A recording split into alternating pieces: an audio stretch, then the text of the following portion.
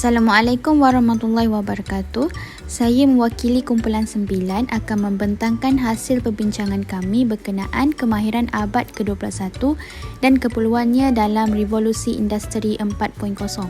Ahli kumpulan saya terdiri daripada Fadilah binti Muhammad, Farha binti Adam, Farah Izzati binti Muhammad Saufi dan saya sendiri Ain Maisara binti Abdul Rahim.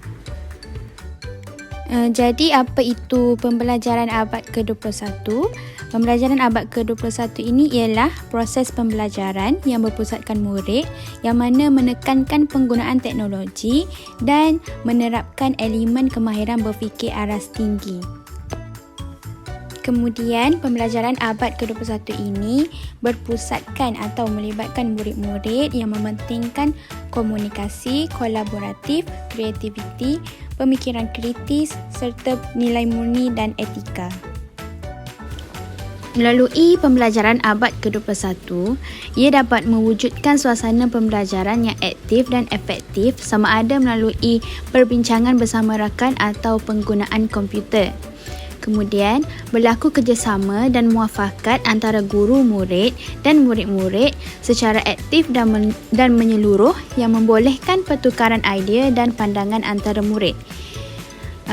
Kemudian, ia mampu membina keyakinan diri murid untuk berinteraksi dengan baik agar dapat menyampaikan ilmu yang mereka faham dan berkongsi pengetahuan dengan rakan-rakan.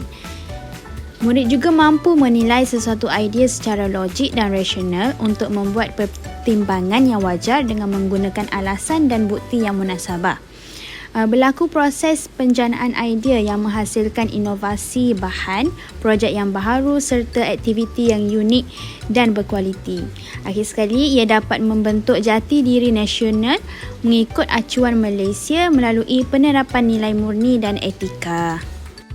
Assalamualaikum warahmatullahi wabarakatuh. Saya Fadilah binti Muhammad P122973 akan meneruskan pembentangan berkenaan revolusi industri 4.0.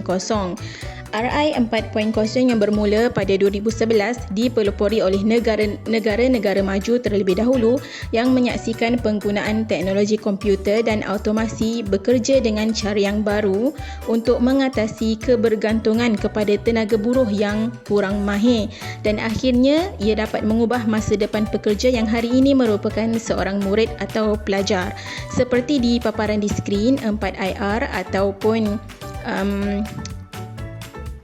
4.0 Industrial Revolution merujuk kepada transformasi disruptif dalam industri melalui penggunaan teknologi baru yang muncul.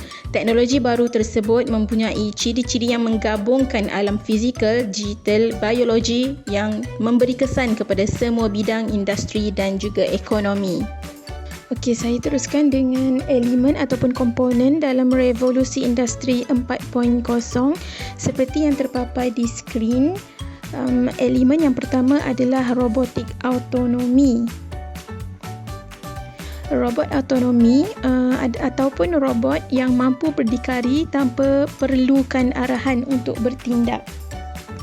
Elemen yang kedua adalah integrasi sistem. Iaitu teknologi yang saling bekerjasama atau berkomunikasi untuk saling menampung jika wujud masalah ataupun apa situasi yang menimbulkan masalah. Yang ketiga adalah elemen additive manufacturing ataupun pembuatan aditif yang dapat dan boleh mengurangkan pembaziran dalam industri pembuatan. Elemen seterusnya adalah elemen simulasi yang mana percubaan menggunakan teknologi baru boleh melalui simulasi terlebih dahulu dan ini akan mengurangkan masalah. Elemen yang kelima adalah industri teknologi peranti pintar ataupun dikenali juga sebagai Industrial Internet of Things IoT yang boleh kita fokuskan kepada penggunaan sensor dan juga tanpa penglibatan manusia. Elemen yang keenam adalah realiti maya dan yang paling biasa kita dengar setakat inilah iaitu augmented reality ataupun reality maya lah. Contoh penggunaan augmented reality ini adalah sebagai latihan sebelum melakukan sesuatu secara reality. Tapi boleh juga kita tengok dalam konteks kita main game macam Pokemon Go yang turut menyentuh reality di depan mata kita lah, ataupun 3D virtual game. Okey, elemen yang ketujuh adalah teknologi awan ataupun cloud yang merupakan sistem kawalan jauh tapi boleh diakses di mana sahaja asalkan ada internet. Security cyber yang merupakan elemen ke-8 penting dalam revolusi industri 4.0 dari aspek keselamatan. Okey, elemen yang terakhir adalah elemen analisis data besar ataupun big data, yang mana penggunaan teknologi hari ini membolehkan data dapat dijana dengan jauh lebih banyak. Dalam bidang pendidikan, revolusi industri 4.0 ini berkait dengan pembelajaran abad ke-21 yang mana ia mampu membantu murid untuk menyesuaikan diri mereka dalam perubahan ataupun revolusi industri di masa hadapan. Pautan yang tertera di skrin boleh dibaca untuk mendapatkan lebih info berkenaan komponen yang saya terangkan tadi dari sudut industri lah. Bukan sebagai rujukan tapi sebagai bacaan tambahan. Jadi itu sahaja daripada saya. Sekian, terima kasih. Assalamualaikum warahmatullahi wabarakatuh. Nama saya Farah Izzati binti Muhammad Sofi, nombor matrik P123987. Saya akan membentangkan mengenai cabaran pelaksanaan pembelajaran abad ke-21 dan revolusi industri 4.0 dalam pendidikan Malaysia, juga implikasi pembelajaran abad ke-21 dan revolusi industri 4.0.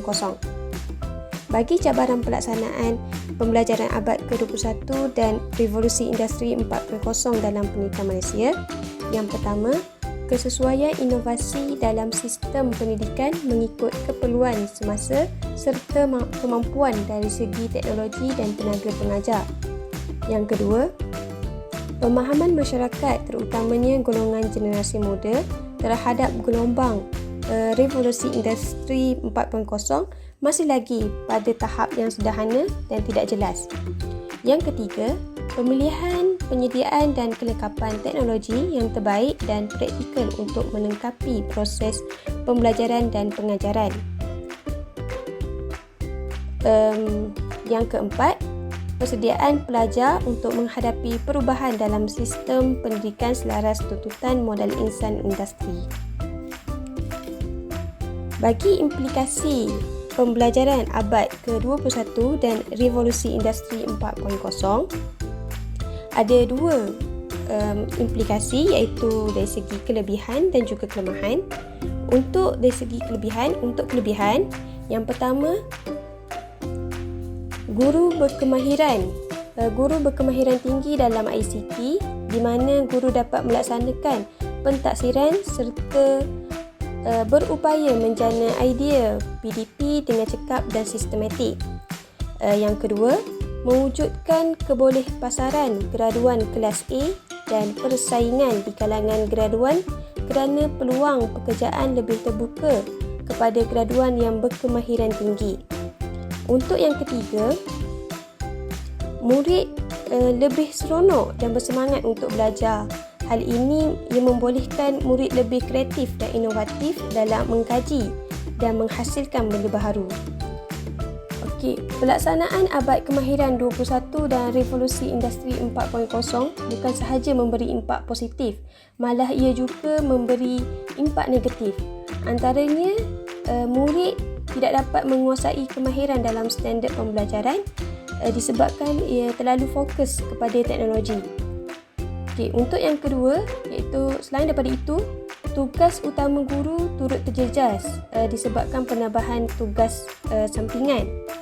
Dan yang seterusnya, tekanan kerja, iaitu implikasi pembelajaran abad ke-21 dan revolusi industri 4.0 ini, ia memberi tekanan kerja kepada guru untuk menerapkan lagi kemahiran berfikir dalam kalangan pelajar serta menyebabkan inovasi dan perubahan bebanan tugas kepada guru.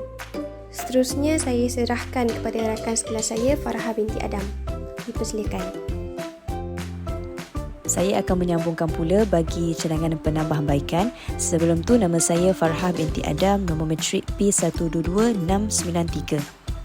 Seperti mana yang boleh dilihat dalam slide ini, cadangan penambahbaikan ada 4, iaitu yang pertama ialah pendidik mengadakan lebih banyak aktiviti yang berpusatkan murid seperti aktiviti berkumpulan di dalam kelas. Yang kedua, pendidik dan pelajar perlu menguasai elemen kemahiran pemikiran kritikal dalam pengajaran dan juga pembelajaran. Yang ketiga, pendidik perlu mempunyai ilmu pengetahuan yang tinggi berkenaan penggunaan teknologi dalam mempelbagaikan gaya pengajaran bagi menarik minat murid. Yang keempat, jurnal, modul dan buku panduan pengajaran bercirikan abad ke-21 yang lebih relevan perlu disediakan kepada guru. Secara rumusannya, kemajuan teknologi revolusi industri 4.0 akan terus memberikan kesan dalam kehidupan manusia akan datang dan perubahan ini tidak dapat dielakkan. Kemahiran PAK21 dalam kalangan pelajar amat diperlukan bagi membolehkan murid-murid menyesuaikan diri dengan perkembangan pantas teknologi. Proses pembelajaran ini mampu melahirkan modal insan yang mempunyai daya kreativiti, mampu berdaya saing di peringkat global dan wajar dipraktikkan dalam sistem pendidikan negara. Kemahiran PAK21 diperlukan untuk melestarikan dan menyelaraskan usaha kerajaan untuk menghadapi cabaran revolusi industri 4.0. Itu sahaja daripada kumpulan kami. Sekian, terima kasih.